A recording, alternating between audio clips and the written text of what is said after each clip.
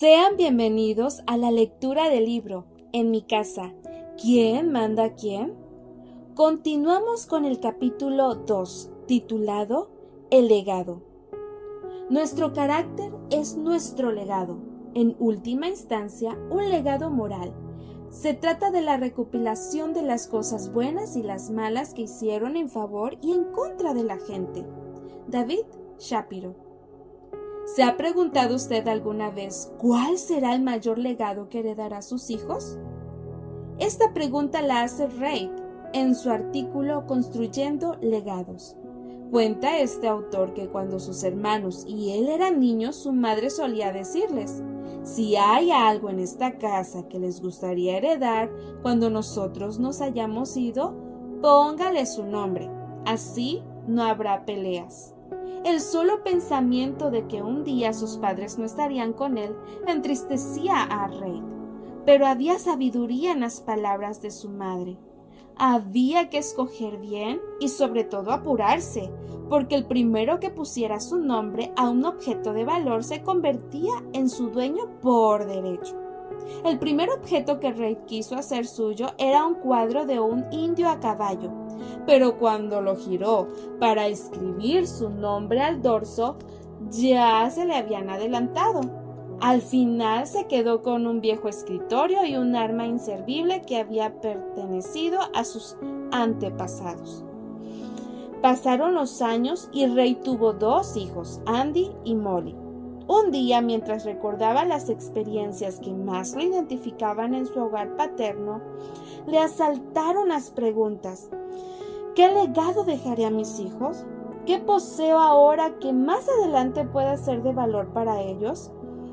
Después de un largo rato recordó la casa de campo que tenía en Idaho. Más que una casa, era una choza, por lo destartalado que estaba.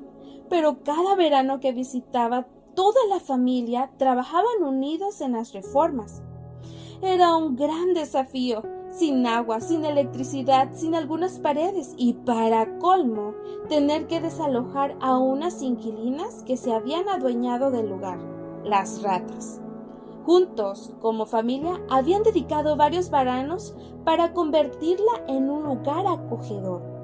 Cuando Reid, que es un maestro, fue trasladado a otro estado, propuso a su familia vender la casita de campo. Todos votaron en contra. ¿Por qué sus hijos se opusieron a la venta, siendo que ambos estaban ya casados y vivían en lugares distantes? Porque aquella casa era para sus hijos lo mismo que la pintura del indio, el viejo escritorio y el arma inservible. Había sido para él cuando niño. Aquella casita de campo formaba parte de sus vidas. El lugar les recordaba las experiencias de su niñez, el río, los árboles, incluso las ratas. ¿Qué recordarán nuestros hijos del hogar de su infancia cuando sean adultos? ¿Qué recordarán de nosotros, sus padres? Más importante aún, ¿cuál será el legado que usted y yo les dejemos? La cajita de madera. ¿Cuánto valor puede tener un hijo? ¿Una cajita de madera ordinaria hecha por manos inexpertas? Mucho. Si quien la hace es su padre y dentro de la caja hay una carta escrita con el corazón.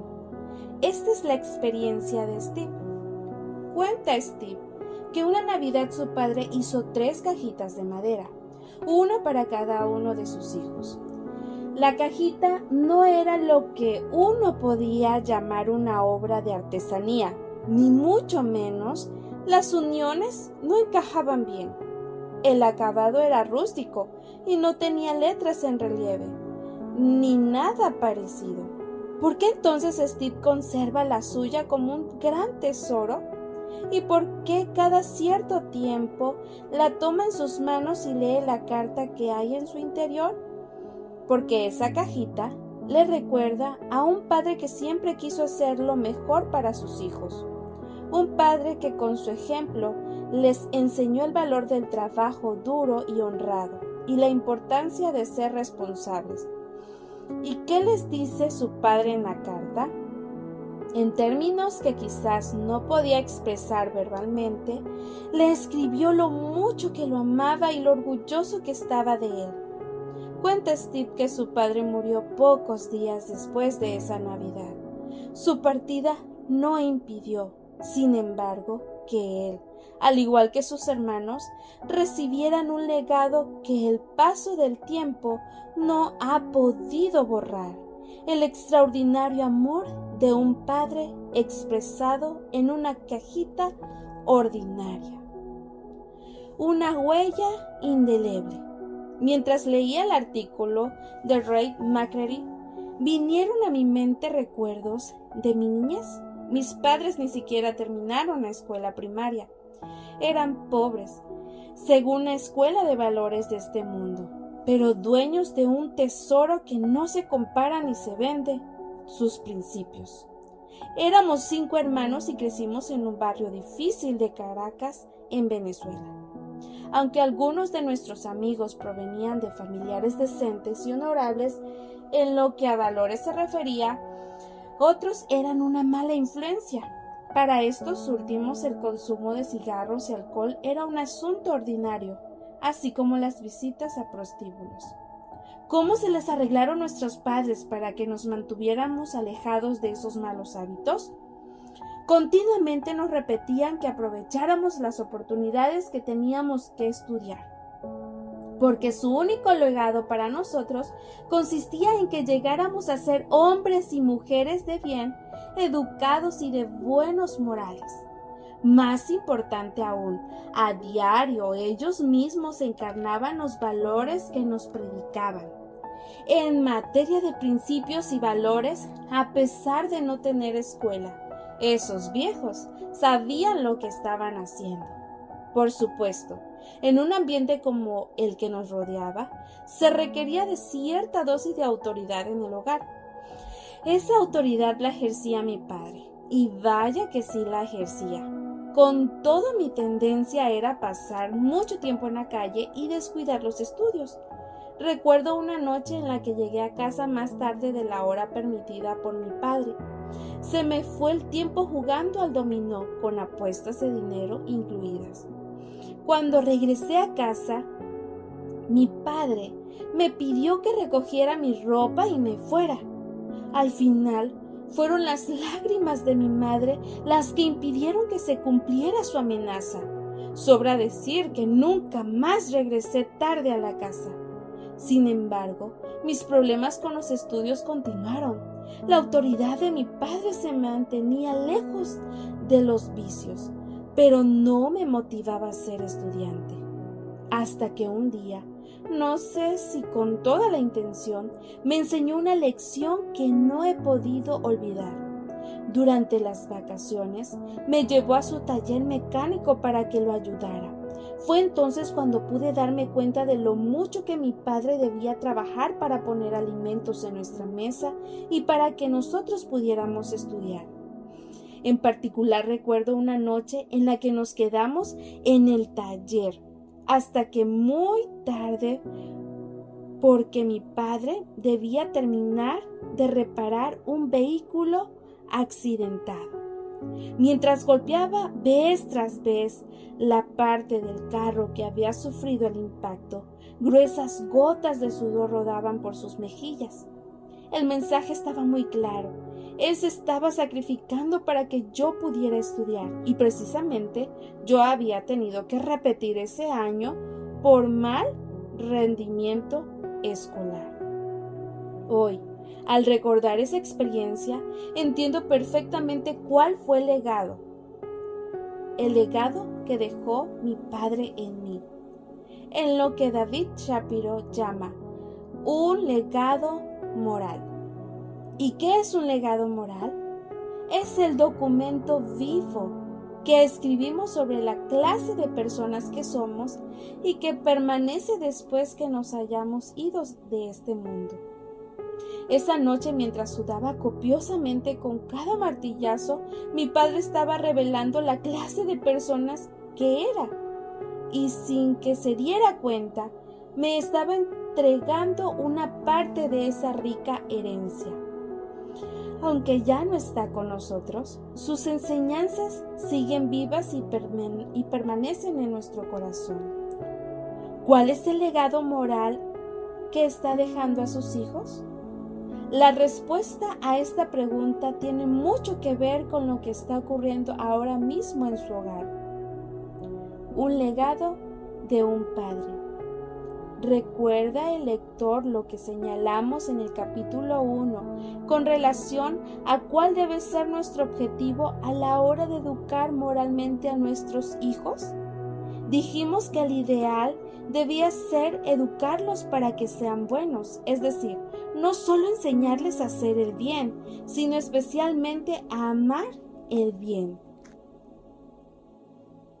En una sociedad como la nuestra, en la que lo malo parece estar en todas partes, es muy fácil pensar que nuestra misión como padres consiste únicamente en enseñar a los hijos lo que no deben hacer. La educación moral, sin embargo, va más allá. Su objetivo supremo consiste en señalarles lo que deben hacer, enseñarles de una manera tal que, aunque en el momento que ellos no entiendan, por ejemplo, las ventajas de ser respetuosos y responsables, con el tiempo interioricen esas virtudes y lleguen a serlas propias. En su excelente obra, Con amor y oraciones, Washington Jarvis ilustra muy bien lo que queremos decir. Cuenta él que apenas tendría unos 9 años cuando 2 de sus amigos lo sorprendieron con un extraño desafío. ¿A que no te atreves a entrar a la huerta de la señora Harriet y arrancar algunas verduras?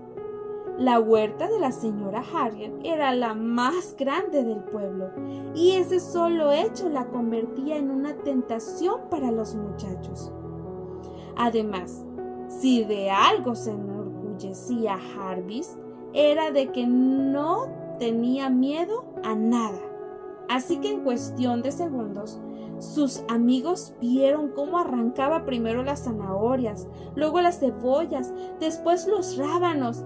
Tan concentrado estaba en el sorpresivo ataque que no se percató de la presencia del enemigo. La sombra de la señora Harriet se dibujaba apenas centímetros de él. Los 2 amigos de Jarvis tampoco se dieron cuenta que la señora Harriet los había visto, a pesar de que estaban escondidos. Cuando supieron que había sido descubiertos, salieron disparados gritando: «¡Nosotros no hemos hecho nada, señora Harriet! Le dijimos a Harvey que no arrancara las verduras, pero no nos hizo caso». Con amigos así, ¿quién necesita enemigos? Jarvis fue un prisionero de guerra. Fue llevado a casa de sus padres. Su madre, avergonzada por lo ocurrido, pedía a la señora Harriet todas las disculpas del mundo, mientras le advertía a su hijo que su padre se encargaría del asunto cuando llegara a casa. Esa noche, cuando Harvey supo que su padre había llegado, sintió que la tierra temblaba. Lo primero que le preguntó su padre fue por qué lo había hecho. Cuando Jarvis respondió que sus amigos lo habían desafiado, el padre replicó que nadie lo había obligado y lo emplazó. ¿Qué vas a hacer para reparar el daño? Silencio absoluto. Para empezar, dijo el padre, vas a darle a la señora Harriet todos tus ahorros. ¿Todos mis ahorros?, protestó Jarvis débilmente. Pero, ¿cómo voy a sacar el dinero de la alcancía?, preguntó como excusa. La alcancía era un cochinito de cerámica. Jarvis lo agitó de un lado a otro para mostrar que el dinero no se podía sacar. Entonces su padre, poniéndose de pie, agarró el cochinito en sus manos y lo dejó caer. Las monedas saltaron por todo el cuarto. Recoge ahora todas esas monedas, le ordenó, y llévaselas a la señora Harriet. Cuando le entregues el dinero, dile que lo sientes mucho y que para compensar los daños trabajarás en su huerta todo el verano. Fue así como Jarvis restituyó los daños que había causado. Además, pasó la vergüenza de convertirse en el peor malhechor del pueblo. Se quedó sin los ahorros de toda su vida, $7. En 1948 era bastante dinero, y pagó las consecuencias con el dolor de su frente.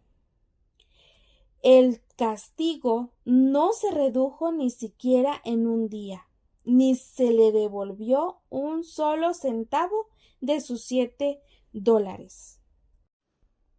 Y ahora las preguntas de rigor.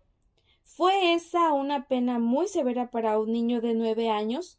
¿Puede llamarse a eso un legado moral de un padre a un hijo? Antes de apresurarnos en nuestras conclusiones, conozcamos el final de la historia. Esa noche, a la hora de siempre, el padre de Jarvis fue al cuarto para orar con él antes de dormir. Después de las oraciones, mientras miraba a su padre, Jarvis expresó su pesar por lo ocurrido. «Lo sé», respondió el padre, mientras le acariciaba el cabello. Esas dos palabras, «lo sé», y el hecho de que su padre le acariciara el cabello, era todo lo que Jarvis necesitaba para dormir plácidamente. A pesar de mi delito, esa noche sentí no solo que mi padre me entendía, sino también que me amaba. ¿Por qué Jarvis cuenta hoy esa historia? Porque durante 30 años la contó a sus alumnos de la secundaria que dirigió. En primer lugar, porque gracias a ese incidente su padre le enseñó que había hecho algo malo, que debía enfrentar las consecuencias y restituir el daño causado. En segundo lugar, porque esa reprimenda le permitió darse cuenta de lo mucho que su padre lo amaba. Finalmente, el hecho de que en su casa nunca más se habló del incidente, ni siquiera cuando sus padres se molestaban con él, le dio la seguridad de lo que había hecho estaba perdonado por completo. ¿Cuál fue el legado moral que Jarvis recibió de su padre? Dice él que habría experimentado una gran pérdida si su padre le hubiera permitido culpar a sus dos amigos o si no hubiera cosechado ninguna consecuencia. Hoy Washington Jarvis da gracias a Dios por las lecciones que aprendió de esa experiencia, porque lo ayudaron a convertirse con el tiempo en una persona mejor. Si el legado moral de un padre y de una madre consiste en principios y valores que transmiten a sus hijos, si tiene que ver con amar lo bueno, entonces eso fue exactamente lo que el padre de Jarvis legó a su hijo. Un legado que en realidad Jarvis recibió mientras su padre vivía y que hasta hoy permanece. Este es precisamente el aspecto más significativo de un legado moral. Un hijo no tiene que esperar que sus padres mueran para recibir su herencia. La reciben cada día. Mientras lee de ese artículo viviente, de esa carta abierta, que es el carácter de su padre y de su madre, todo lo cual nos trae de nuevo a lo que David Shapiro dice que es un legado moral. Un documento vivo que escribimos sobre la clase de persona que somos y que permanece después que nos hayamos ido de este mundo. ¿Qué están leyendo nuestros hijos en nuestro carácter cada día? Más concretamente, ¿qué están viendo en nosotros y qué están oyendo de nosotros? Te invito a continuar con la lectura de este capítulo titulado El legado. Suscríbete a nuestro canal Maternidad Cristiana, así te llegarán las notificaciones de la lectura. Dale like y comparte este contenido que sin duda será de mucho beneficio para muchos padres. Muchas gracias. Hasta la próxima.